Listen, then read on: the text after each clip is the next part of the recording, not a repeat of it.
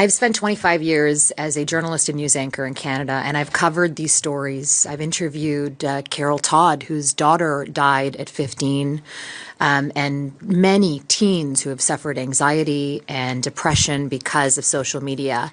But about a month ago, something happened to our family that really woke me up.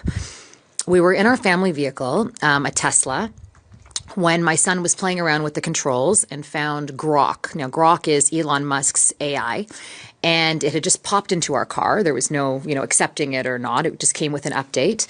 And I'm pretty good with AI. I tell my kids, experiment with it. It's going to be the future. So he said, can I use it? I said, sure, try it.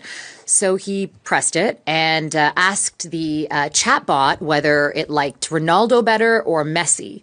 The chatbot said, oh, I like Ronaldo. And my son was very happy to hear, the chatbot trash talk Messi a little bit. And then the chatbot said we should celebrate their common love of Cristiano Ronaldo. And then the chatbot out of nowhere said, you should send me some nudes. My 12-year-old son. My 10-year-old was in the back with her best friend, and her best friend turned to her and said, what are nudes? And my daughter said, I think it's something to do with being naked. And then my daughter turned to me with a question of her own. Mommy, why is the car asking us to be naked? Very good question. I didn't have an answer for that. And I had to have a conversation about nudes and photos and AI and social media with my children that night. I'm somebody who has access to all the information. I have covered these stories. I'm on top of it. And even then, I was at a loss for words of what to say. Our technology is changing so quickly. Andrea was just telling me a story about how she was streaming a show with her child, and an ad came up, a pop-up came up, an ad that said, do you want an AI girlfriend?